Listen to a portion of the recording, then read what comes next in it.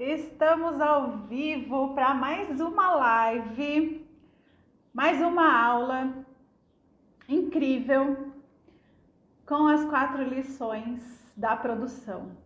São 4 lições, mas com certeza tem muitas outras lições que foram aí a partir dessa experiência, né? Que foram surgindo aí a partir dessa produção, desse trabalho.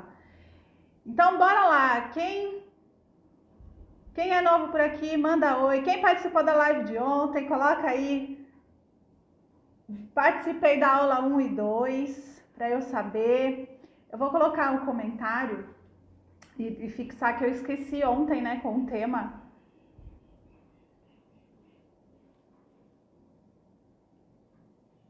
Jornada da produção.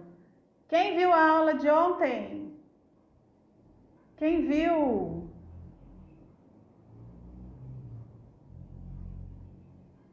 Vamos ver se eu aprendi mesmo a fixar. Aprendi! Vocês estão me vendo bem, ouvindo bem? Boa tarde! Ó, já tô aqui com o meu café para tomar café com vocês. O vídeo tá bom, meninas? O áudio? Se travar um pouquinho, tenta sair da live e voltar. Às vezes melhora quando eu faço isso. Eu tô assistindo alguém, alguma trava, às vezes para mim eu consigo melhorar. Oba, oba! Então vamos juntas para mais uma aula sobre a produção de recursos. E eu reuni aqui 4 lições da produção, que foram lições muito significativas, muito transformadoras. E eu espero que vocês... Deixa eu ver se está conectado aqui direitinho. Aí, foi. Eu espero que eu consiga inspirar vocês também com essas lições, que a gente saia no final dessa live também se sentindo motivada e inspirada para trabalhar com a produção de recursos didáticos, para você fazer os seus próprios recursos, seja para comercializar, seja para usar na sua sala de aula, no seu ambiente de aprendizagem. Bom, antes da gente falar sobre as 4 lições, de eu contar para vocês quais foram essas 4 lições, vocês me perguntaram também na caixinha de perguntas lá nos stories, né? Como era a nossa história, contar um pouquinho de como foi, né? De onde surgiu essa ideia. Então, eu vou tentar resumir aqui para a live também não ficar muito, né, grande. E aí, depois eu dou início de contar aqui quais foram essas lições. Combinado? A live de ontem, para quem não assistiu, ainda está salva lá no nosso IGTV. Quando você entra aqui, ó, no nosso perfil no Instagram, Lisa Moraes Educadora, tem nas abinhas lá o nosso IGTV. Tá salvo e tem uma como é que chama? Eu sempre esqueço. Uma lista, mas não é uma lista. Me lembrem, meninas, me ajuda. Quando a gente cria... esqueci o nome. Uma categoria. Tem uma categoria lá, certo? Só para essa semana, tá? Aí no final da jornada os vídeos vão sair, não vão ficar mais disponíveis. Aproveita também, pega aqui, ó, o aviãozinho para mandar para as amigas, para o pessoal que estava aqui na live, que ainda não entrou. Lembra lá o pessoal para participar. Bom, para quem não me conhece, tem gente nova aqui hoje? Manda oi, quem é nova?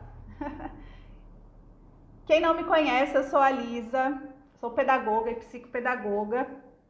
E essa proposta da jornada da produção é para pensar justamente nesse bastidor do que acontece quando a gente se propõe a empreender com recursos didáticos ou quando a gente se propõe a fazer os recursos didáticos para as nossas turmas. Quais são os desafios, o que a gente precisa superar, enfrentar nessas situações, né? Não te conheço. Não, né, Darlene? Imagina! A Darlene acompanha a gente desde o comecinho do Regador, quando ela era bem bebezinho, né? E agora tá aqui com a gente também nesse novo perfil. O Regador de Ideias, como eu coloquei lá no feed como tema da aula de hoje, é o nome da minha empresa, da minha loja de produtos de recursos didáticos. E muito antes de começar a produzir, já vieram algumas lições e algumas coisas que me motivaram a pensar mais sobre os materiais que eu tinha de disponibilidade para usar com a minha turma. E comecei a buscar ter mais interesse, principalmente na matemática, que é algo que eu tenho muita dificuldade, né? Eu via as crianças com dificuldade e sentia essa necessidade de ir além, de conhecer, de aprender. Lembram dos pilares?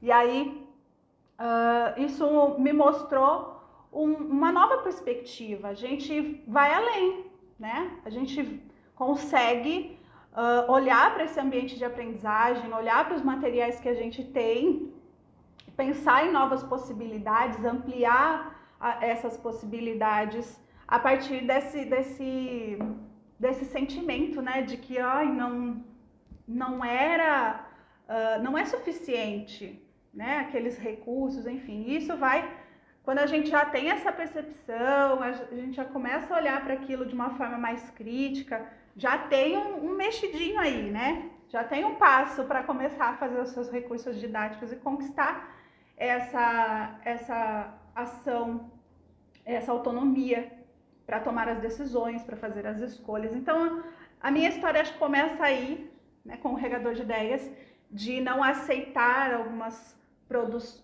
coisas prontas, de pensar que aquilo não seria suficiente, trazer novas propostas a partir dessa busca, dessa aprendizagem, desses questionamentos, né? Enfim. E tem parte disso nesse trabalho a questão financeira, da estabilidade, né? Chegava o final do ano, acabava o meu contrato e mais uma vez eu não sabia o que ia ser no próximo. E eu me empenhava, estudava para conseguir garantir.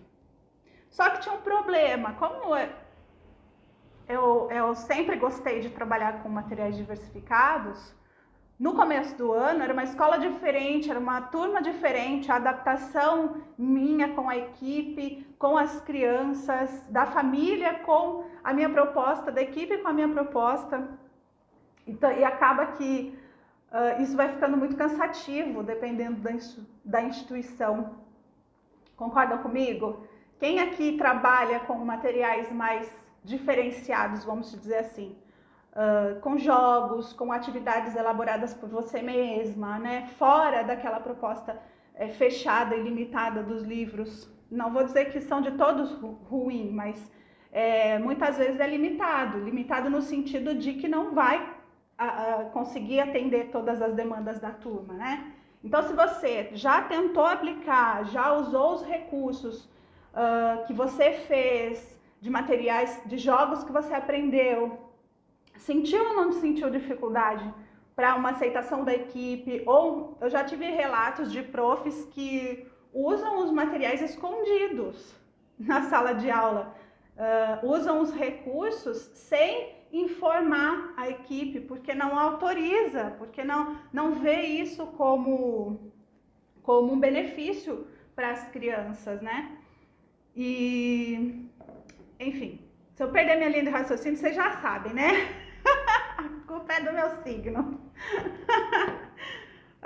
Mas essa dificuldade vai cansando, a gente cansa. Chega no final do ano, no começo do ano, sempre a mesma coisa.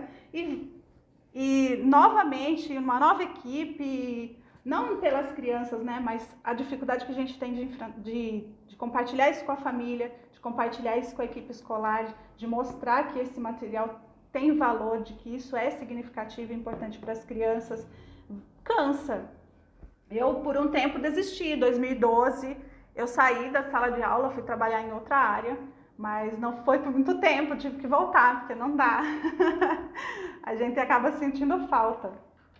Por fim, nessa questão de estar sem trabalho, né, 2015, na metade do ano encerra de novo o meu contrato. E não tinha nenhuma previsão de prova, de seletivo, de nada. Os concursos que eu tinha feito não tinha chamada, eu estava aguardando a chamada do SESI e nada. O que eu ia fazer? O que eu ia fazer daquele ano? No ano seguinte, ou para finalizar o 2015, o que eu ia fazer? Aí uma amiga me indicou para participar de um projeto da prefeitura, mas só em janeiro. E fui pensando, né, nessa proposta que uma amiga me indicou, que eu poderia trabalhar com essa produção, ajudar outros profissionais. Fui amadurecendo essa ideia e no ano seguinte, testando alguns recursos já, mas no ano seguinte, como eu consigo essa vaga para o projeto, eu abro essa empresa e aí eu falo, não, já que eu estou com a empresa aberta, a maior dificuldade muitas vezes é, vou abrir uma empresa, como é que vai ser isso? Como é que eu vou lidar com essa burocracia toda? Então eu já tinha feito, por que não? Ao mesmo tempo, começar a empreender, começar a mostrar o meu trabalho, a divulgar aquilo que eu já tinha a partir de tudo que eu já elaborava para as minhas crianças. E o maior desafio nessa etapa foi tornar esse material que eu fazia para as minhas turmas, né, comercial. Melhorar o acabamento, ver como ia ser essa produção, porque eu usava fita adesiva, aquelas fitas largas, né, para fazer para as minhas turmas, usava os papéis que tinham lá na escola. A impressão colorida muitas vezes era um investimento que eu fazia com o dinheiro, né, com o valor que eu recebia do meu salário, enfim.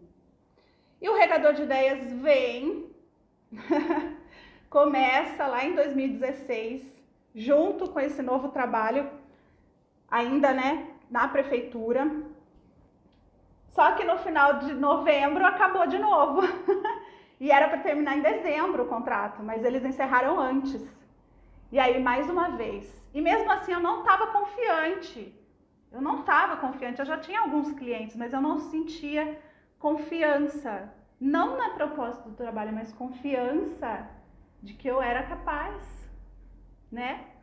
Quantas coisas você já deixou de fazer por não se sentir capaz? Por exemplo, não postou uma foto de um material que você fez, porque você sente que não foi capaz de fazer um material bom. Já passou por isso? Já passou por essa situação? Eu lá em 2017 eu estava assim. Eu não acreditava ainda de que poderia seguir adiante trabalhando somente com a produção de recursos didáticos. Tanto que eu tentei em escolas particulares, ainda aguardando a chamada de concursos. E não deu certo, porque entrou de novo aquele conflito, né? A sua proposta não é bem-vinda aqui. Então, se eu não posso colocar a minha verdade no meu trabalho, aquilo que eu acredito, então eu não devo estar aqui. E eu fiquei um mês num teste e peguei e comprei uma impressora com a tinta, só a tinta preta, né? Uma impressora para começar. Pelo menos eu tinha uma impressora para fazer a parte com escritas, né? Com materiais que só tinham escritas, que não precisavam de muitas cores. Então, pelo menos naquele momento eu consegui investir nesse equipamento depois dessa experiência. E foi ali o ponto da tomada de decisão. Agora não é mais um extra, não é mais algo que vai ficar aqui até que algo novo apareça. E eu ainda não tinha consciência disso, mas quando eu fui chamada para assumir nos concursos, eu recusei. Recusei porque já tinha virado a chave de pensar que sim, eu era capaz de continuar atuando na educação de uma forma diferente, que o meu trabalho tinha valor e que empreender com a produção de recursos didáticos era possível. Era possível. Tem alguém aqui na live que trabalha com a produção de recursos didáticos? Ou vocês fazem mais pensando na turma, vocês trabalham com, né, CLT, contrato, como é que é aí de vocês, para eu conhecer mais de onde você é, como é o seu trabalho. A Ana comentou aqui, crença que nos limitam e nos impedem de crescer. É verdade, Ana. Muitas vezes deixa a gente limitado. Então, pensando nessa trajetória, a gente agora, com o Regador de Ideias, vamos em fevereiro completar 5 anos de trabalho.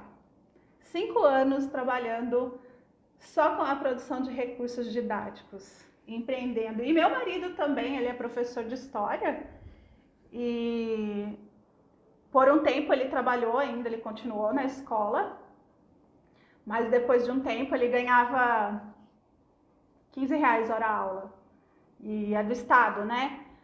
Aí a gente tomou essa decisão junto, de que ao invés de contratar alguém para fazer parte da equipe naquele momento, ele então iria deixar de trabalhar na escola para participar também aqui da produção. Então é a renda familiar nossa aqui de casa, a produção de recursos. Deixa eu ver. Ah lá, tem gente que quer empreender, sou concursada. 2, fica muito cansativo. A gente vai falar sobre isso também em uma das lições. Ah lá. Meu trabalho hoje é especificamente com a produção de recursos. Ai, que legal. É aluna, gente. É Lab Raiz. Eu fico tão orgulhosa de vocês. Tem várias meninas que estão fazendo disso também, o seu trabalho. Ah lá. Me contem, eu quero saber mais sobre vocês. Bom, vamos lá, vamos para a primeira lição? Tem que falar devagar, senão me enrosca tudo aqui o negócio. Olha lá, muito parecida com... A gente acaba passando por essas situações, né? De instabilidade, de incertezas, principalmente agora com essa questão da pandemia. Muitas meninas perderam o trabalho nas escolas fecharam por conta dessa situação, e eu vejo ainda um potencial muito grande para quem quer empreender nessa área. Durante a semana a gente vai ter outras aulas, né? Então aí vai ter um tema mais específico para áreas de atuação, o começo, o que é necessário mesmo para fazer um investimento, o que pode ser feito depois, né? Enfim. Mas é legal compartilhar isso, né? Estou iniciando, não sei o tipo de material que utilizar. Olha lá. Já gastou? É aluna Lab? Cadê as minhas alunas do Lab Didático para falar para ela que ela não precisa mais passar por perrengue, que ela pode participar do Lab Didático e solucionar essas dificuldades, não ficar aí perdendo tempo, gastando os seus materiais, cometendo erros, que ela pode aprender também a escolher quais os materiais que ela pode utilizar para ter um bom resultado no acabamento. Olha lá, áreas de atuação, terapia ocupacional. Sinto falta de materiais bem específicos. Como profissional da tua área, que já percebe essa necessidade, pode também pensar na possibilidade de fazer esses recursos, pensando, adaptando para o seu trabalho, para o seu nicho, né? Por isso que eu falo, o que é o Lab Didático? O Lab Didático é o nosso curso da produção de recursos didáticos, que eu compartilho lá essa minha trajetória, experiência, dos equipamentos que eu conheci e acabo usando até hoje na minha produção. A gente continua trabalhando com os recursos de forma muito artesanal. Então, quando eu fui fazer investimento na minha impressora, o que eu considerei naquele momento, e se isso foi de imediato, não foi, na hora de escolher a sua plastificadora, qual é a melhor para fazer o investimento certo, dependendo do uso que você vai fazer, né? Dependendo do uso que vai fazer. Ah, é aluna, olha lá. É aluna fazendo materiais para terapia ocupacional, é isso aí. Você faz para você nesse momento que entrou pro lab. Conta para mim se você está empreendendo ou se é mais para o seu uso. Bom, então vamos lá. Primeiro, primeira lição. Nem tudo que é pronto é bom. Só que também nessa frase tem um ponto assim, um risco, né? Vamos conversar sobre isso. Porque o quer dizer que o recurso que você faz no regador de ideias que são prontos não são bons, né? Só porque eles são prontos, eles não são bons. Vocês já sentiram essa ideia? As meninas que estão comercializando, já sentiram isso? Por parte de algumas pessoas que falam sobre recursos, pesquisadores, no sentido de que só é bom quando é o profissional que está em sala de aula que faz. Que qualquer outra coisa pronta não daria conta, não seria interessante. Já tiveram essa sensação? Eu já tive por muitas vezes. De que faça você mesmo, olha aqui o teu material, a Dalisa faz isso, mas você faz do seu jeito, pensando na sua... Ou seja, não é tão bom assim? Como assim? Né? É ou não é? Nem tudo que é pronto é bom, nem tudo. Mas é importante, e a partir dessa experiência com a produção de recursos didáticos, o nosso olhar para a produção e para a escolha de materiais também é diferente, né? Se o material foi feito sem ter aquele embasamento de responder aquelas perguntas, para quem é, o que precisa alcançar, o que é esperado, se não tem isso por trás dessa produção, com certeza ele não vai ser tão bom. Ele não vai estar tão alinhado. Não significa que ele não é bom para uma turma lá. Ele pode ser bom para outra coisa, mas o que faltou ali? Um olhar na escolha, um olhar na definição dos objetivos, né, de quem faz e de quem muitas vezes vai comprar, vai investir, vai escolher, certo? De responder essas perguntas, que a gente falou isso bastante ontem. E ele pode sim ser bom em algumas situações. Então, assim, nos livros didáticos, quando eu tinha lá com a minha turma, eu sentia uma enorme necessidade de ir além do livro didático, de ir além da apostila. Ou quando eu buscava materiais de comercializar em loja de brinquedos, né? Eles não são feitos por profissionais da educação. E muitas vezes o foco é da diversão, né? O foco desses jogos, de alguns materiais, é mais da diversão. Não tem muito esse olhar pedagógico, não é? Concordam comigo? Quando eu fiz o curso de produção de didáticos com duas professoras que trabalhavam na Editora Moderna, elas falavam, né, da organização, de como é esse trabalho, a distribuição na equipe. E muitas vezes a pessoa que fazia a seleção do conteúdo, do que seria parte do material, era alguém formado numa licenciatura, mas que não tinha uma experiência própria de sala de aula com alfabetização, pensando na alfabetização em específico, né? Ou seja, como aquele material pode então atender a nossa demanda? Fica muito mais difícil. Agora, por outro lado, algo que eu pensava por outro lado não, ainda nessa linha, né? Algo que eu percebia nos livros didáticos e que isso se tornou muito mais evidente quando eu passei a produzir os materiais também e trabalhar com isso, foram as diferenças regionais. Eu não tinha ideia do quão vasto isso era, né? Não só da questão das tradições, mas também da forma de falar, da linguagem,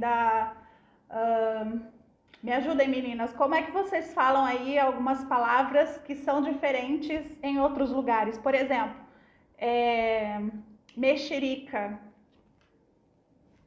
Mexerica, como é aí na cidade de vocês. Então, tem essa diversidade e na hora de produzir os recursos, aquele material é feito no sul e distribuído lá no Nordeste por uma equipe e tal.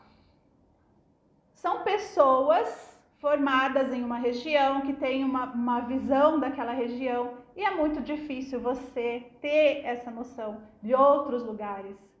Quantas vezes eu fiz recurso e uma outra pessoa me fez a observação, olha, aqui nós falamos diferente. Olha lá. Olha a diferença. Mas não só essa de nomear essas palavras, essa variação, mas também da pronúncia. Da pronúncia. Então, pensando na consciência fonológica de palavras. Aqui no estado de São Paulo, a gente fala banana, né? Algumas cidades aqui. Banana, ba. Mas outras regiões falam banana. Como é que é aí na sua cidade? É ba ou é ban? Como se tivesse o tio ali, né? O banana. Como é na sua região? E aí eu fazia o quê? Eu colocava o baleia e o banana, para ser o mesmo som da sílaba inicial. Se vai o material lá para a cidade que fala ban, não vai dar certo. Então, uma das lições é que ele pode sim ser muito bom, mas ele precisa de algumas adaptações. Isso me fez perceber, inclusive, a importância de ter pessoas trabalhando, né, produzindo esses recursos, se dedicando, se aprofundando cada vez mais nesse trabalho, porque isso vai enriquecer a nossa área, vai enriquecer os materiais que a gente encontra, mas ao mesmo tempo é também preciso os profissionais que vão fazer essas adaptações.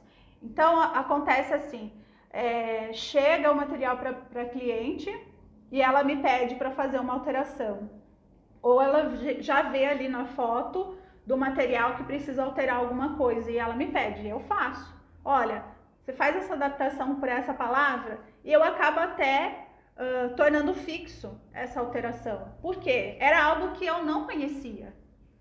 Era algo que eu não conhecia, que eu não sabia, que nem no caso da banana e de banana. Era algo que eu não sabia. Hoje eu sei, hoje eu tenho consciência. Então eu aprendi isso a partir dessa experiência, né? Enfim, continuando. Quando a gente pensa assim, nessa primeira frase, de nem tudo que é pronto é bom, o problema maior disso que eu sinto é que parece que o peso todo cai nas costas de quem está na sala de aula, da pessoa que está ali. De que toda a responsabilidade é dela, de saber, de dar conta. Entendem o que eu quero dizer? De que o que há pronto não serve muito, você tem que dar o seu jeito aí, dar os seus pulos.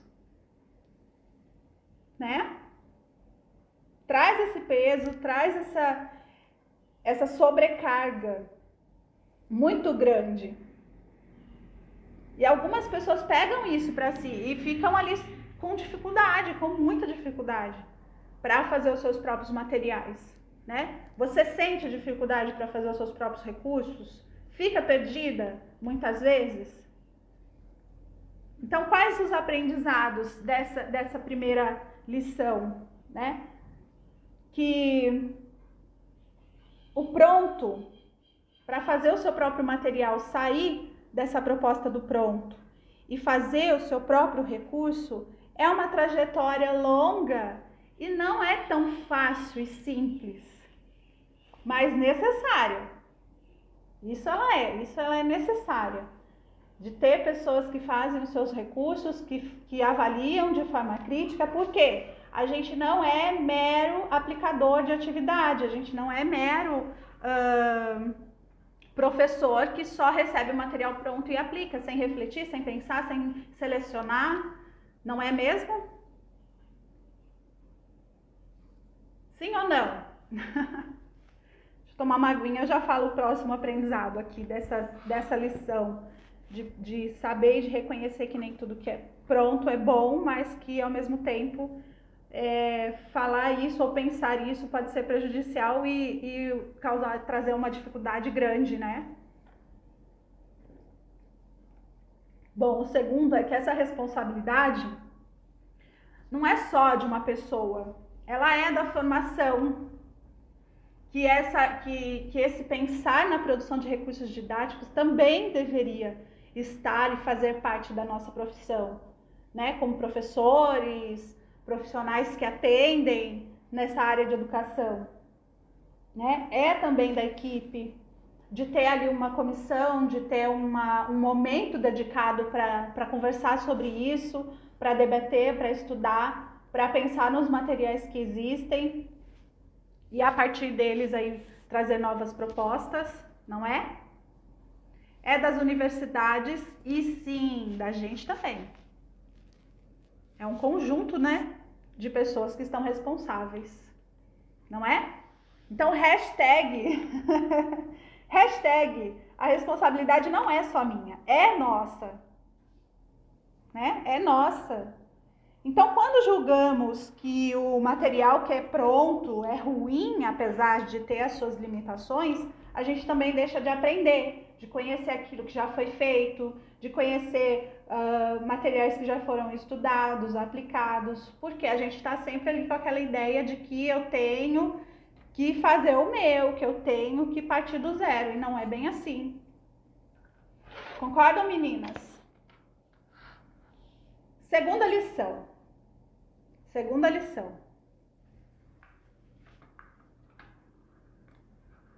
Segunda lição da produção de recursos. Eu vou sempre aqui consultando o meu caderninho para não perder as minhas anotações. Bora lá. Deixa eu ver a mensagem de vocês aqui. Ó, tangerina é diferente. Aqui a gente fala mexerica. Penal para estojo, olha que legal. Essa eu não conhecia. Ah lá, São Paulo, mexerica. Ó, adaptar a pronúncia das vogais aqui no Paraná. A Lica, a Liane, professora Liane Castro de Araújo, ela tem uma pesquisa que ela fala do alfabeto nordestino. Não sei se vocês conhecem, mas é bastante interessante da valorização da cultura, porque a pronúncia é diferente, né? Tem as suas peculiaridades, as diversidades, então é uma pesquisa muito interessante. Tem alguns posts no blog dela, que é Oficinas de Alfabetização, e lá ela tem alguns relatos assim do estudo, contando mais sobre o material, ou também penso eu que já tem alguma coisa publicada. Ó, através do que aprendi no curso, fiz uma apostila para minha turma. Olha só, porque foi pensado na criança, né? De quem conhece. Muitas vezes o sistema apostilado, ele tem um ideal de aluno, um ideal de criança, né? Aí me perguntam, Lisa, esse material aqui é bom do primeiro ano? Quem é o ideal do primeiro ano? A criança que já lê? A criança que está começando, que ainda não reconhece símbolos? Quem é esse ideal de primeiro ano na cabeça, né? Então, muitas vezes o ideal não é compatível com o real. Repetir o nome, por favor, do blog? Oficinas de Alfabetização, o blog da professora Liane. Tem algumas publicações lá e tem muita coisa bacana lá também. Segunda lição. O meu trabalho tem valor. Eu não estou dizendo de preço, estou dizendo de valor. Valor é o quê? A transformação. O quanto o material, o meu trabalho ajuda o outro, enriquece o trabalho do outro.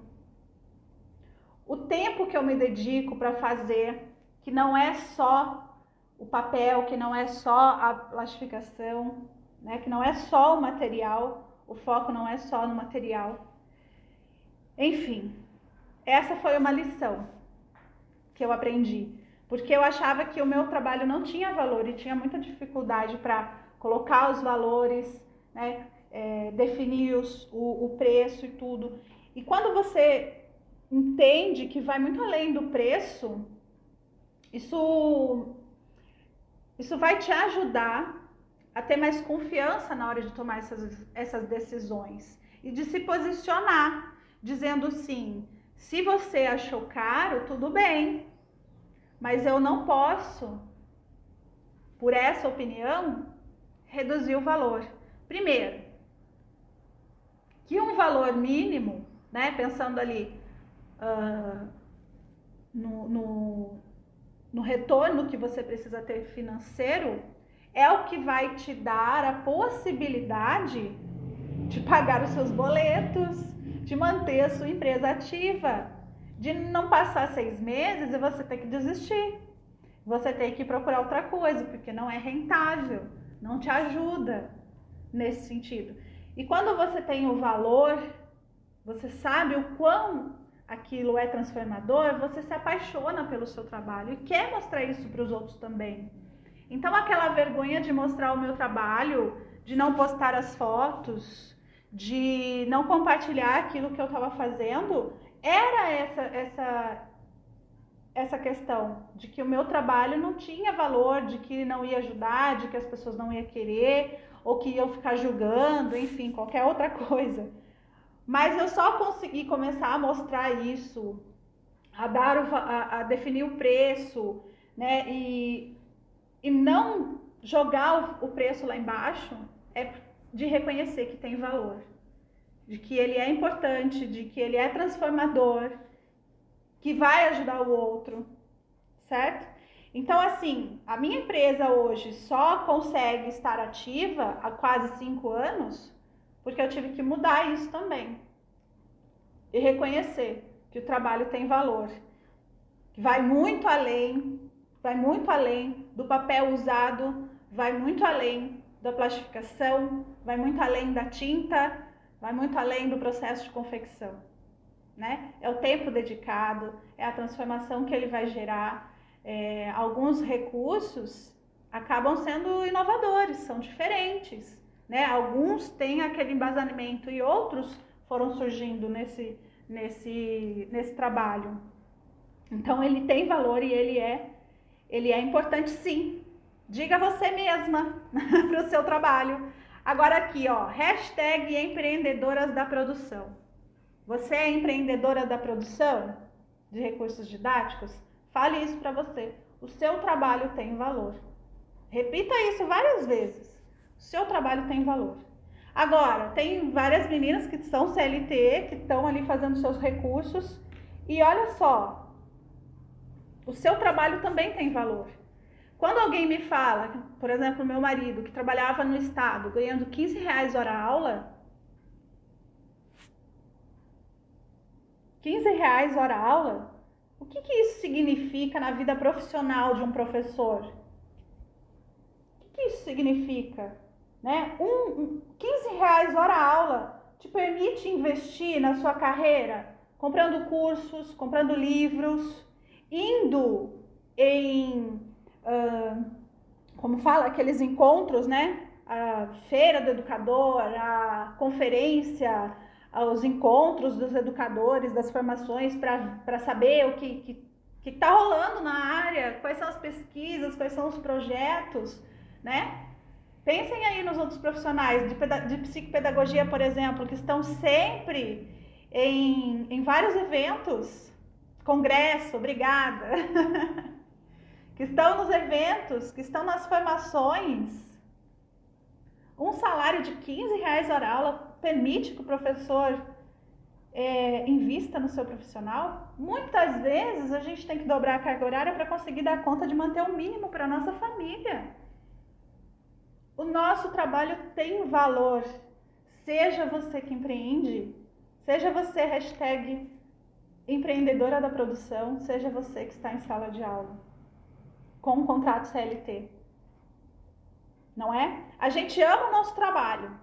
A gente faz com muito amor, com muito carinho, mas a gente tem direito, sim. Eu tenho direito, você tem direito.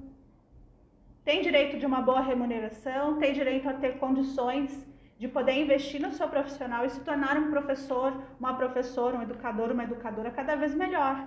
E para isso a gente precisa ter também o retorno financeiro. E a gente tem que cobrar e não aceitar isso, não. Mas isso só começa quando a gente mudar isso aqui, ó. Quando a gente mudar isso aqui. Também, para começar a ter ações. Então, amor não paga boleto, não. Não vai pagar conta e não vai pagar a nossa formação, não vai trazer nada disso. A gente ama muito o nosso trabalho, mas não é só por isso. A gente também precisa ser reconhecido profissionalmente. Seja quem empreende, seja quem está na sala de aula. Certo? Essa é uma das grandes lições, dos maiores assim, aprendizados nesse sentido, sabe? Porque eu sentia vergonha dessa questão do dinheiro, me sentia com vergonha, né? De empreender, de cobrar. E acho que entra aqui no terceiro ponto, na terceira lição, né? Que o nosso trabalho, as nossas escolhas, elas vão impactar na vida das pessoas. Então, quanto mais a gente tem condições, né? A terceira lição, nosso trabalho, nossas escolhas têm impacto na vida do outro. Quanto mais a gente tem a possibilidade de investir no nosso profissional, de fazer as nossas formações, de comprar os nossos livros que a gente quer estudar, se aprimorar, né? Melhor vai ser o retorno disso, melhor vai ser o impacto, não é? E eu sentia vergonha de cobrar, sentia vergonha que eu achava que eu estava fazendo aquele trabalho apenas por dinheiro, lá no começo.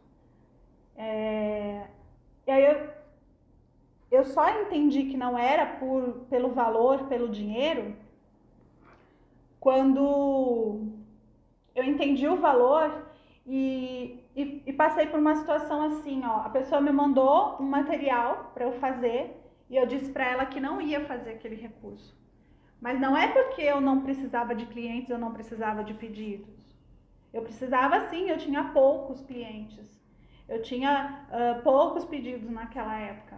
Mas eu recusei porque na mesma situação lá, quando eu estava na escola particular, eu recusei porque não estava alinhado com aquilo que eu acreditava. Porque as nossas escolhas, elas fazem diferença na vida do outro. E quando a gente produz os nossos recursos didáticos, a gente tem que ter muita consciência disso, de que há materiais que vão estimular a cópia, a repetição, o treino sem sentido, a memorização sem compreensão. E há materiais que trazem reflexão, a atitude de pesquisa, o saber ouvir, o saber falar, expressar as suas ideias, expressar o seu ponto de vista, defender o seu ponto de vista, né? Abre espaço para o diálogo entre as crianças, abre espaço para o diálogo com um professor, com um adulto que ensina e também aprende. Então, nossas escolhas e o nosso trabalho, quanto mais aprimorado, quanto mais a gente produz, a gente também tem que ter essa consciência de que as nossas escolhas fazem essa diferença, elas trazem esse impacto e as nossas escolhas precisam ser firmes. E não é só uma questão do valor que eu tinha para receber aqui daquela encomenda, mas era daquilo que eu queria semear, daquilo que eu queria semear e levar para outras pessoas, né? mas com o fornecimento de material não seria mais interessante? O que seria mais interessante? Não entendi, desculpe. Não é? O que será que seria mais interessante? Bom, pensar, criar diálogo. Pensar e criar diálogo. Acho que são dois pontos bastante importantes na produção de recursos. Qual é a ação que eu quero com essa proposta? Qual é o impacto que eu quero gerar naquele momento de interação com as crianças? Como isso vai poder ajudar? Como isso vai poder contribuir, transformar, né? Um exemplo importante sobre escolhas de recursos, de coisas que a gente vai fazer ou de coisas que a gente vai investir, né? É ter uma preocupação, por exemplo, com o nível de dificuldade. Eu tenho muita dificuldade com a matemática. Meu marido tem muita facilidade com a matemática.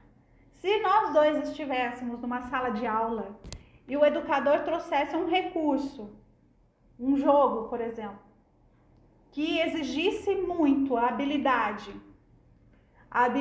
de fazer um cálculo mental rápido, né? Muita agilidade, eu já saberia ali, como adulta, né? Já saberia identificar que estaria totalmente em desvantagem, porque o meu tempo de raciocínio é muito mais longo e muitas vezes eu tenho que me apoiar na escrita, eu tenho que registrar para conseguir chegar no resultado, eu tenho que fazer lá a contagem ali, porque foi a maneira que eu fui estimulada, a maneira que eu aprendi.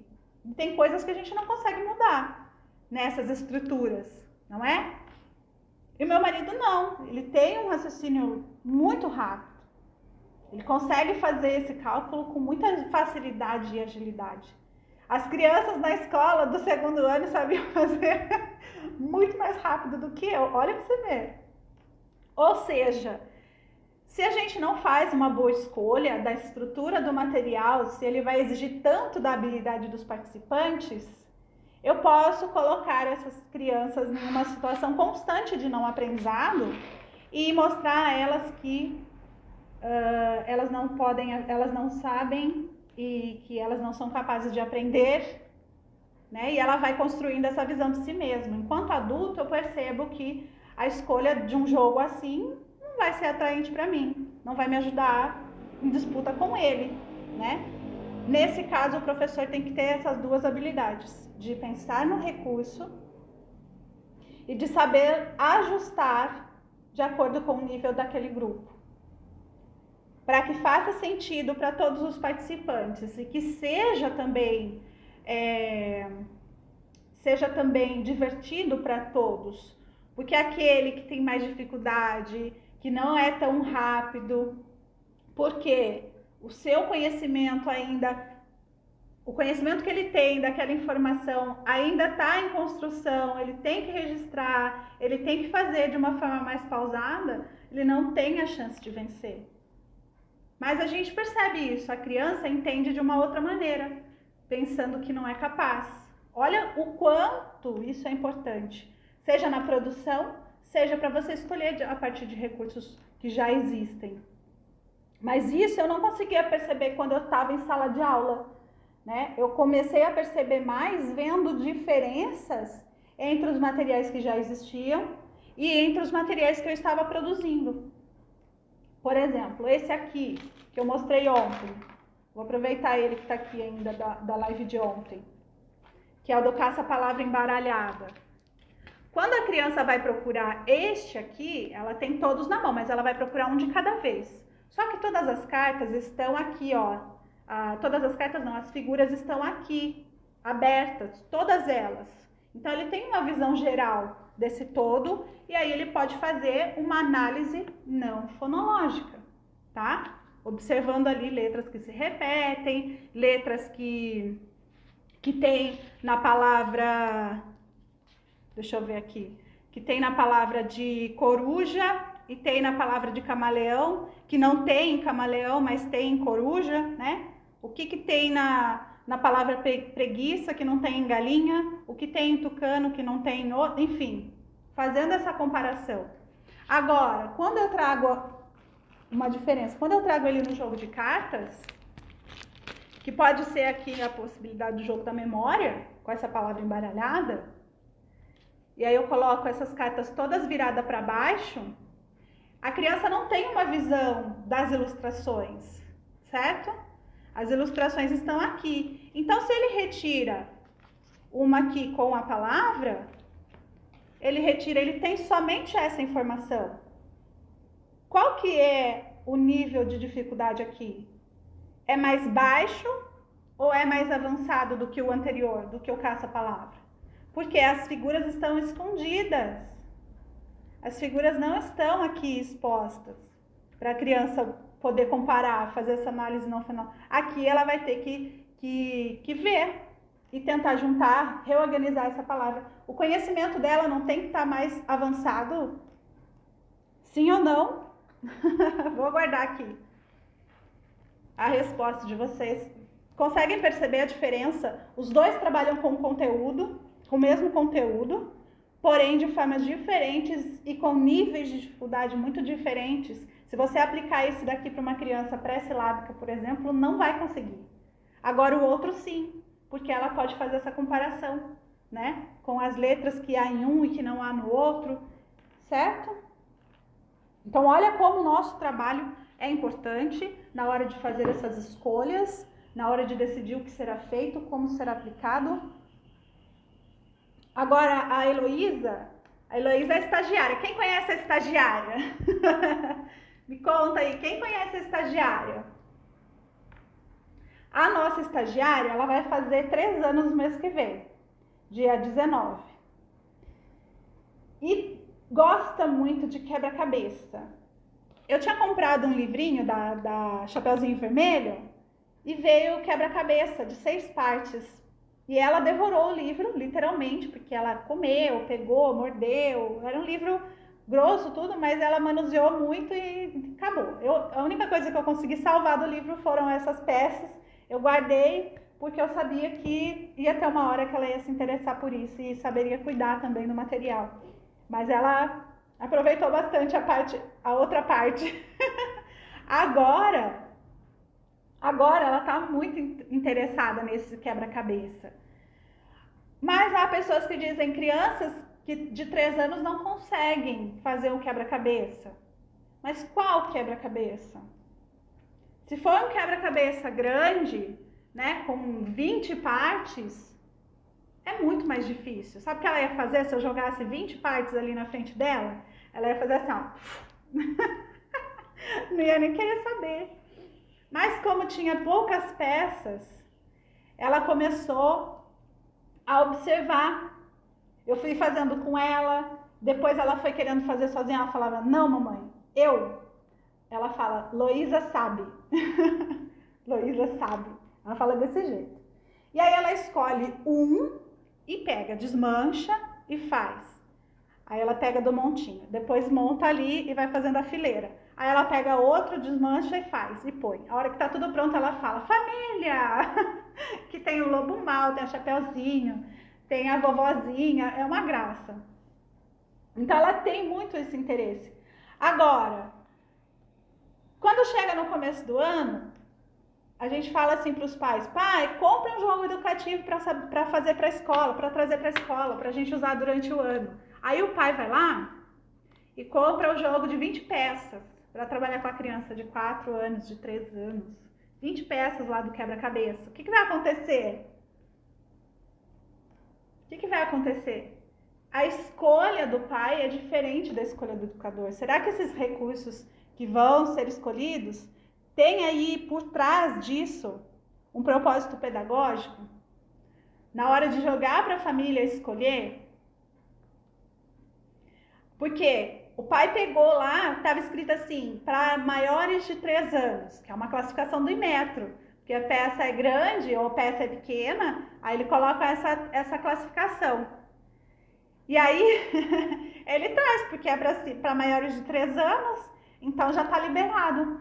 Mas e a classificação educativa? Vamos inventar essa classificação. Cadê a classificação educativa? Quem é que consegue dar essa classificação educativa para os recursos? Somos nós, os educadores, que conhecem os nossos alunos, que conhecem essa questão do desenvolvimento, que sabe o que é necessário, o que é esperado, o que realmente vai ali ajudar os nossos alunos e que vai ser interessante. Os dois são quebra-cabeças, mas um tem 6 partes, o outro tem 20 partes. Qual vai ser mais interessante nessa escolha? Olhando para a sua criança. Quem é essa criança? O que ela é capaz de realizar? Né? Ele tem que ser alcançável. O objetivo desse jogo ele tem que ser alcançável também, porque vai ficar chato. Então, qual é o maior aprendizado nesse sentido, né? De que o nosso trabalho ele vai impactar muito na vida do outro. A gente tem que ter bastante consciência disso, que ele tem valor sim. E aprendo com isso que muitas pessoas não usam os jogos em sala de aula, ou aquele jogo que foi trazido pelo pai no começo do ano não foi usado nenhuma vez ou poucas vezes, porque faltou esse propósito educativo. E isso faltou também porque a gente não conhece, porque a gente não tem familiaridade com esses recursos. Então, a proposta do regador de ideias, lá de início, também trazia essa possibilidade de motivar, de incentivar, de despertar esse interesse por parte dos profissionais. Boa tarde, Fátima, bem-vinda! Eu posso falar para vocês aqui, ó, ou para várias pessoas. 1000 razões para você usar jogos na sua sala de aula. 1000 razões para você pegar aquele recurso e aplicar, né? Sem qualidades que vão ser boas para sua turma. Mas muitas pessoas não vão usar.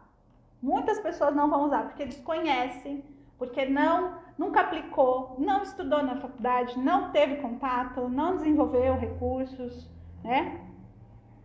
Eu tô falando do educativo mesmo, de gostar de aprender e de ensinar por meio dos jogos, ou por atividades que são feitas pelo professor ali, tá? De reconhecer esse valor, inclua a atividade também. Eu uso mais a questão dos jogos porque a gente vê uma resistência maior no uso deles. Mas o aprendizado, e eu me lembrei, quando eu estava fazendo essas anotações, eu me lembrei de um vídeo do Rubem Alves no YouTube que ele fala assim: se eu quero ensinar a criança música, por exemplo, eu não devo começar pela partitura. Eu devo começar não pela teoria, mas para que ela se apaixone pela melodia, para que ela se apaixone pela música primeiro. Eu penso que para que a gente se apaixone também pelos recursos, que a gente reconheça o quanto essas escolhas, essa produção impacta na vida vai ter esse impacto na vida das pessoas, é quando a gente conseguir encantar o outro por meio da utilização desses materiais. Quando eles têm a oportunidade de conhecer, quando têm a oportunidade de usar, de discutir com outros profissionais que atuam também na educação, a equipe, enfim. É jogando, é utilizando, que aí assim a gente vai se apaixonar por isso. E a gente vai começar a reconhecer o quão valioso é a produção, o quão valioso é quando a gente faz os nossos recursos. Muitas vezes não tem boa vontade do movimento que gera na sala de aula. Sim, porque pensa que para aprender as crianças tem que estarem mudas e quietas. Tem que estar em silêncio, né? E toda essa situação de jogo vai gerar ali um vucu-vucu, né? Vai ter discussão, vai ter troca, vai ter diálogo. Vai ter gente dizendo assim: não, você não está seguindo a regra do jogo, não é? E silêncio não garante aprendizagem nenhuma, muito pelo contrário, né? Garante obediência. Aí é que tá. A gente quer produzir recursos para repetição, para memorização sem sentido, né? A memorização ela é importante, mas uma memorização que não tem compreensão, que não, né? Principalmente uma memória ligada a uma situação de alegria, ela é a que mais se fixa. Pode pesquisar para vocês verem. Pode pesquisar. Momentos de felicidades ficam muito mais registrados na nossa experiência ali da trajetória escolar. Se vocês pararem para pensar de situações que tem mais saudade, de que lembra ali da tua infância na sua trajetória escolar, são situações de alegria, né? Que vocês têm saudade de relembrar, né? De reviver aqueles momentos, de estar no pátio, de brincando de roda. A gente tinha aquele costume, né? Os horários de ficar no pátio era grande, a gente se misturava com outras crianças. Tinha crianças do primeiro ano, do segundo, do terceiro, do quarto, do quinto, e elas aprendiam junto ali naquele momento, podiam aprender brincadeiras diferentes juntos naquele momento, porque tinha tempo para isso também. E elas se apaixonavam pela escola, não pelo silêncio da sala de aula, mas por aquele espaço. Eu vou até falar, vocês viram os stories que eu postei hoje com a Heloísa? Que ela quer ir na escola, ela se arruma quase que todo dia para ir na escola, e ela nunca teve experiência de, vamos para a escola. A gente até tinha pensado em colocar ela nesse ano, mas não deu certo por conta dessa questão toda, né, da pandemia. A gente deixou para lá, né, nem fomos mais atrás, que ela vai fazer 3 anos. Então ela se arruma, ela olha, às vezes tem escola, ela reconhece que é uma escola que tem perto da minha sogra lá, e ela se arruma e fala, mamãe, eu quero ir na escola. Eu falei, então vamos, né? Vamos pra escola. Eu comprei uma lousinha, montei lá, pus a mesinha, comprei umas coisas com as letras e não sei o quê. Vamos, filha, brincar de escolinha? Você e a mamãe? Pra gente desenhar, pra gente pintar e não sei o quê. Aí ela falou assim, não, mamãe. Não, mamãe. Eu quero ir pra escola que tem amigos. Que ela quer as crianças. Ela quer poder brincar, poder se divertir. Se a gente aproveita isso das crianças para trazer para o aprendizado, para unir isso com a maneira como a gente vai estruturar os nossos recursos, fazer o nosso planejamento, esse aprender vai ser muito mais significativo, vai ter mais significado, vai ter para a criança uma relação muito mais positiva, né? E aí eu até falei para ela, mas está fechada a escola. Ela falou, mas abre o portão. É só abrir o portão. Ai, Senhor. Heloísa, a gente dá muita risada com ela. E agora, né, que ela está começando a interagir mais, a fala, né, as frases mais completas, mas tem cada coisa. Eu vou compartilhando com vocês. Enfim, vamos pro próximo? O último. Já foram 3, né? Vamos lá. Me ajuda a relembrar. Vocês anotaram aí?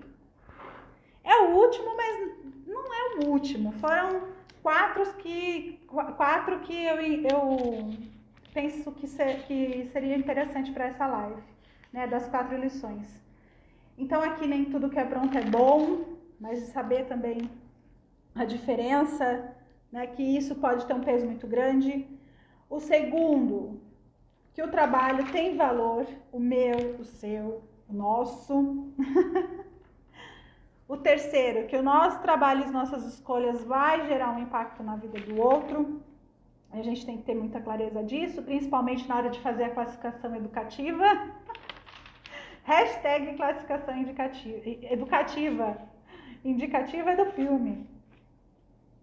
E por último, não. Maior erro dessa terceira. Maior erro, eu anotei aqui na outra página. Pensar que a produção é só confecção. E aí vai pulando essas etapas. De planejar, de pensar nessas estruturas, de conhecer, de aprender, de buscar, não é? Pula essa etapa, pensa que a questão é só de confecção e não é. Não é. Envolve planejamento, a escolha do conteúdo, dos objetivos e também a quarta lição para a gente finalizar a nossa aula de hoje. Vocês gostaram, meninas, dessas três lições? Antes da gente ir para a quarta. Deixa eu ver. Antes da gente ir para a quarta, repetir? Vamos lá, vou repetir. Primeira, nem tudo que é pronto é bom, mas cuidado com essa fala. A gente, quando só considera dessa maneira, a gente perde a oportunidade de aprender, tá? Tem muita coisa boa, tem muita coisa que a gente pode aprender com recursos que já foram feitos e elaborados. A gente precisa ir além para conseguir reconhecer quais são. E como a gente pode utilizar isso com muita sabedoria. O segundo, que o nosso trabalho tem valor. E o terceiro, que nosso trabalho e as nossas escolhas têm impacto na vida do outro e por isso a produção de recursos é tão importante. A quarta lição e não menos importante que as outras, e que muitas vezes é encarada como algo superficial e que pode ser deixado de lado, né? Porque tem uma visão errônea do que é a questão da qualidade gráfica, que eu sempre falo aqui, acabo usando muitos exemplos de materiais que foram feitos no computador, mas a qualidade gráfica, ela é importante na produção de recursos, ela é importante na vida, ela é importante na escola, porque ela está associada ao estético, ao visual, à forma. A forma, por exemplo, de apresentação da sua aula é um pensar estético, né? A maneira como você escreve na lousa é uma tomada de decisão também estética, porque você está refletindo ali sobre o tipo de letra, por exemplo. Então, a quarta lição é que a qualidade gráfica na produção de recursos didáticos é importante. A qualidade gráfica na produção de recursos didáticos é importante, tá? Lembrando, visual, estético, a forma, tá? Essa palavra estética na educação, a gente tem ali também na questão do conteúdo, dos objetivos de aprendizagem, que a estética ela também está presente, né? Ela é presente, vamos dizer, da aprendizagem de uma linguagem não verbal, de uma alfabetização e aprender dessa linguagem não verbal. Ela também está na nossa ação pedagógica, né, nessas tarefas de promover experiências sobre essa estética dos livros, sobre as expressões culturais, sobre pensar de um modo crítico e reflexivo, né? Esse também é um pensar estético. Agora, para a gente pensar numa característica estética da produção de recursos didáticos e o quanto isso é importante e para a produção, é a estética textual. O que seria essa estética textual? O que vocês acham que é, gente? Contem aí nos comentários, eu vou aguardar, tá? Enquanto isso eu tomo uma água. Eu acho que essa questão da estética textual vai nos ajudar a compreender bem o quanto isso impacta nas nossas decisões, independente de ir para o computador ou não. Independente de ir para o computador ou não.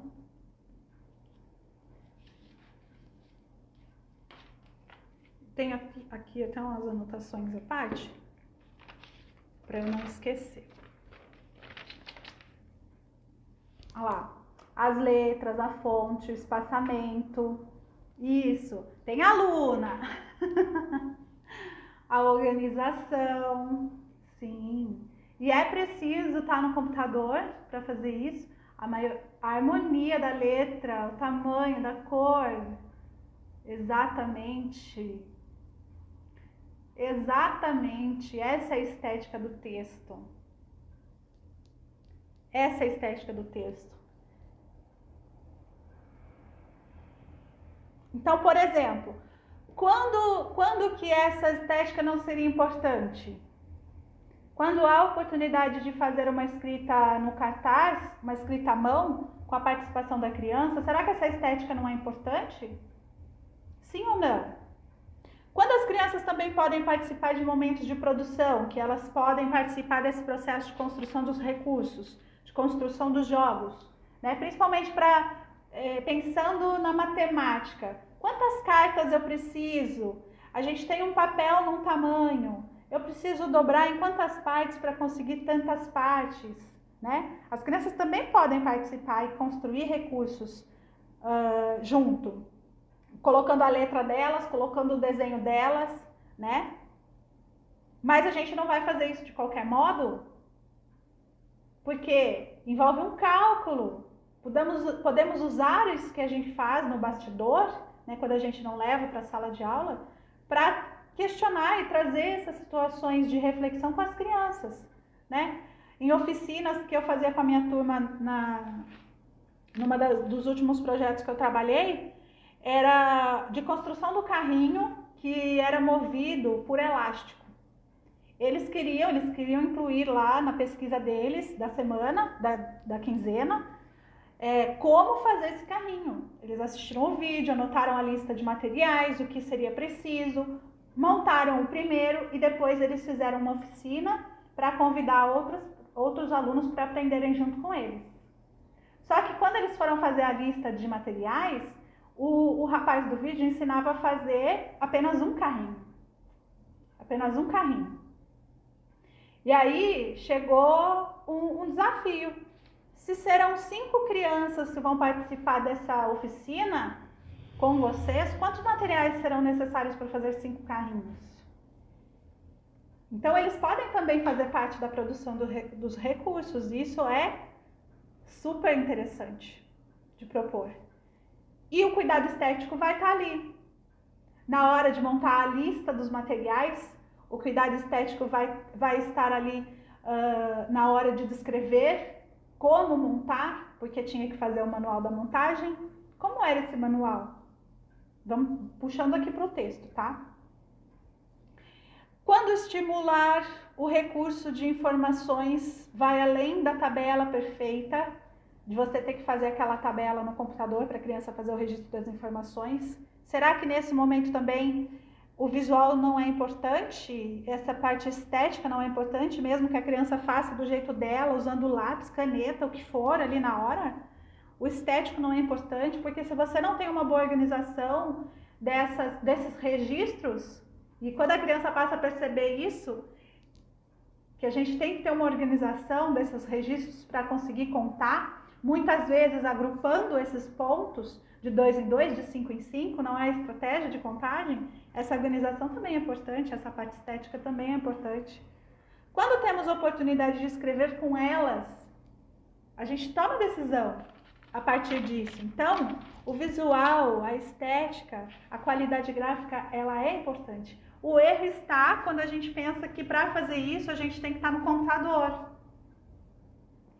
Não necessariamente.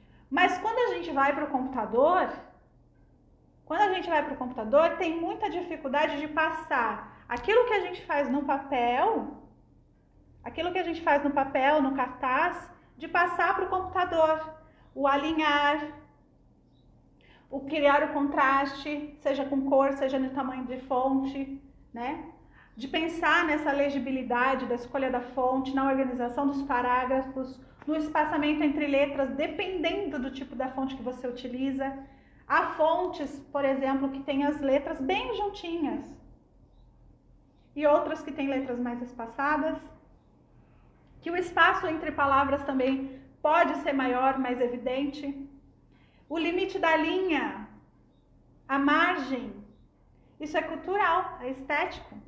Concordam comigo, meninas? Para muitos, isso assim de primeira pode parecer bobeira, pode parecer algo assim que não vai impactar em nada na nossa produção, independente de você estar indo no computador ou não. Só que quando a gente faz no papel, no nosso caderno, às vezes a gente não tem consciência para fazer as escolhas na hora de passar para o computador. Agora, você está ali com um papel. Se você tem um papel amarelo, você vai usar uma caneta laranja para fazer a escrita naquele papel amarelo? Você vai pegar uma canetinha laranja para escrever? Não vai. Por quê? Porque o laranja no amarelo não aparece, não cria contraste, fica não é legível, né? Pensando na legibilidade. Você vai escolher uma cor escura, uma caneta preta, para poder criar esse contraste com o amarelo. Então, se você olhar nas redes sociais aí, por exemplo, você vai ver posts, recursos que tem o fundo amarelo com a letra amarela, com o amarelo mais clarinho e o amarelo na frente mais escuro. Não é legível. Então, aquilo que está ali no caderno, que muitas vezes a gente faz na folhinha, não é consciente, e na hora de passar para o computador, a gente não consegue levar isso. Não é? Agora, ter consciência dessas escolhas, saber quais são esses princípios, qual é os pilares da qualidade gráfica que vão ali trazer esse novo olhar. Lembram do ir além de ontem, da aula de ontem, ir além? É isso. De você conseguir se organizar, seja para fazer uma reescrita com as crianças, seja para passar isso no computador. É ter consciência desses aspectos do visual. Quando você vai escrever na lousa, é de qualquer jeito? Se a sua turma é de alfabetização na educação infantil, você escreve de letra cursiva? Não, você está fazendo uma escolha intencional, né? Mas muitas vezes escolhem letras muito desenhadas, cheias de bichinhos, cheias disso, daquilo, para fazer o recurso didático. Não é?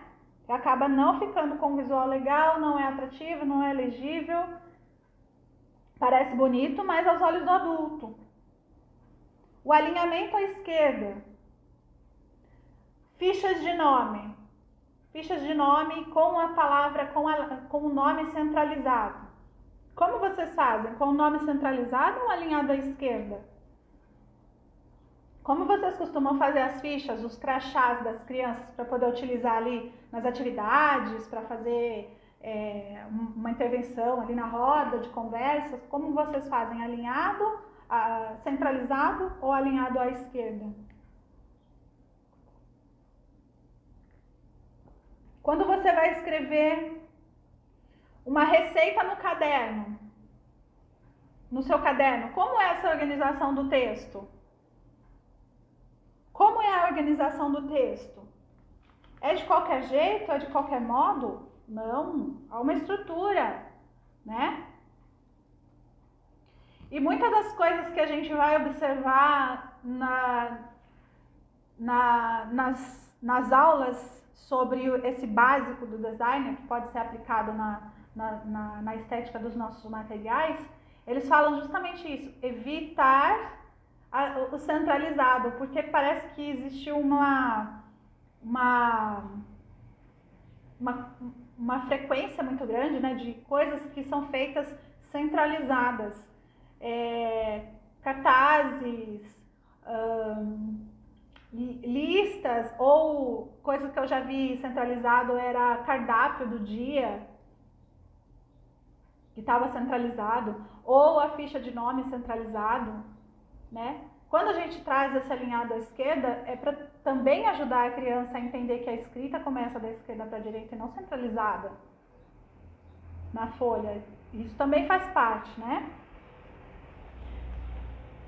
Bom, o maior erro nessa questão da qualidade gráfica é de pensar e de achar que isso só é aplicável no computador. Isso também é aplicado quando a gente cria esse cartaz com a criança, quando a gente faz o registro das informações nas tabelas, nos gráficos, quando é feito de caneta, né, junto com as crianças ali no cartaz, a gente faz essas escolhas. E o segredo, né, para quem diz que é bobeira porque o conteúdo daria conta, o segredo está nos detalhes. Tem uma frase que diz assim, ó, um texto atrativo, ele é um texto bem organizado. Por mais que a ideia daquele texto seja muito boa, por mais que o conteúdo daquele texto seja muito bom, se ele está com uma escrita difícil, né, uma escrita muito desenhada, muito trabalhada, com uma cor que não dá contraste com o fundo, ou que o contraste entre as letras torna o texto muito pesado, aquele blocão de texto pesado, difícil, as pessoas não se atraem por ele. As crianças também não se atraem por produções que não respeitam esses princípios, não é? Que não estão atentos a esses detalhes. E a gente usa. Você faz anotação de uma receita de qualquer jeito? Não. Mas por que existem cartazes que muitas vezes as receitas estão centralizadas ou que os cardápios estão centralizados? Porque na hora de passar para o computador não tem essa consciência. Não tem essa intencionalidade na hora de fazer as escolhas. E o aprendizado, quando a gente tem essa consciência do fazer escolhas, boas escolhas para ter bons recursos, para fazer boas atividades, independente da situação, independente dela ser para o caderno ou para o computador, mas quando a gente tem essa consciência, fica muito mais fácil de passar isso para um ambiente que não é tão comum, não é tão familiar, né? Você tem a habilidade ali com o caderno, tem a facilidade para fazer no cartaz, mas tem a dificuldade com o programa e aí escapam essas informações, escapam essas escolhas, certo? É isso! Chegamos ao fim da nossa live e tem exercício. Meninas, eu quero saber, vocês fizeram o exercício da live de ontem? Quem fez o exercício da live de ontem? Sim ou não? E eu já vou passar o exercício da live de hoje, porque a gente tem que colocar em prática, tem que gerar transformação. Quem fez?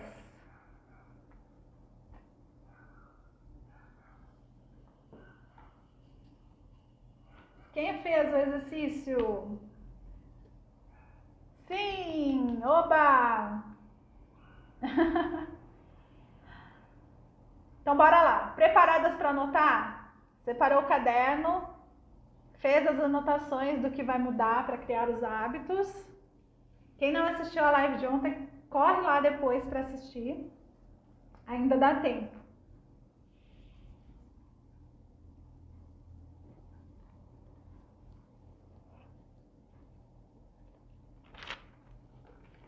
Agora sim, ó. Prontas para anotar aí o exercício de hoje?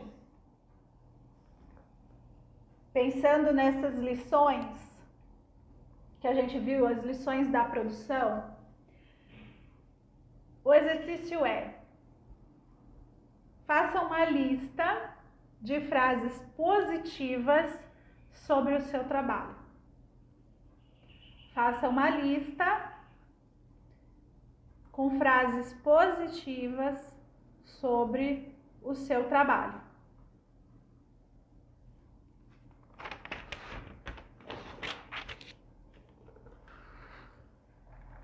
Se quiser, posso repetir.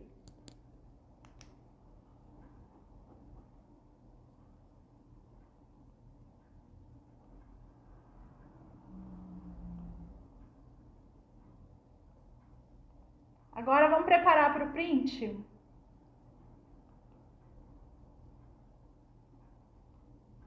Qual vai ser a hashtag da live de hoje? Eu separei uma aqui, mas eu não vou dar conta de escrever ao contrário, não. Anotaram o desafio de hoje para a gente ir pro print da live para ficar registrado esse momento? Acho que vocês aprenderam comigo essas lições e eu tenho certeza que vocês vão aprender muitas lições produzindo seus próprios recursos, seja para usar com a sua turma, para empreender. Será de muitos desafios e muitos aprendizados, muitos mesmo. E eu gosto também de dizer que encontrei pessoas muito boas que foram e são muito importantes na nossa trajetória, de apoio, de estar junto, de torcer junto com a gente, que às vezes quando a gente está no começo a gente não tem esse apoio, né?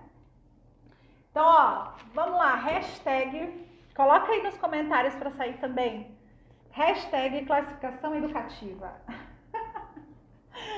Classificação educativa. Espera aí que eu tenho que sair também, né? Dá para ler? Olha o contraste da pessoa aqui, gente. Não tenho caneta mais grossa, não saiu o contraste. Olha lá o contraste. Marca aí, coloca lá a hashtag Jornada da Produção e marca lá a gente no Stories também, tá? Lisa Moraes Educadora, para eu ver que você compartilhou e estava aqui na live com a gente. Participou dessa live. A gente teve aí uma participação de 30, 45 pessoas e por muito tempo a permanência de todas essas pessoas desde o início. Fico muito feliz com todas que estão aqui participando. E amanhã tem mais. Amanhã tem mais. Depois eu vou fazer o post lá com o resumo da aula de hoje e também o tema da live de amanhã. Bora lá? Quero ver quem vai cumprir o desafio de hoje, hein? Vou perguntar amanhã.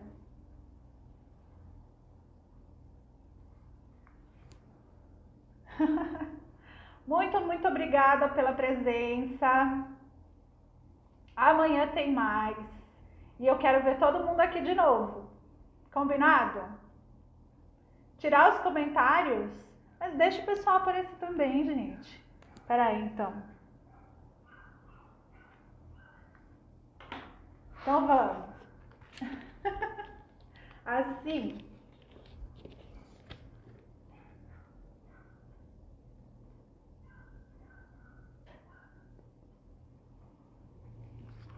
Foi? Agora acho que foi. Deixa eu ativar aqui. Foi, meninas.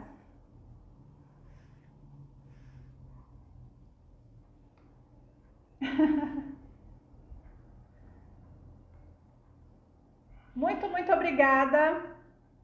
Foi muito bom estar aqui com vocês hoje, falando um pouquinho sobre a minha história, sobre essas lições. Espero que todo esse conteúdo tenha gerado uma transformação, tenha te ajudado a pensar na sua prática, a pensar no valor do seu trabalho e a ver todo o potencial dessa produção, do quão isso é importante para a nossa profissão também. Beijo grande e até amanhã. Até amanhã na próxima aula, terceira aula da Jornada da Produção. Beijo, meninas. Tchau, tchau.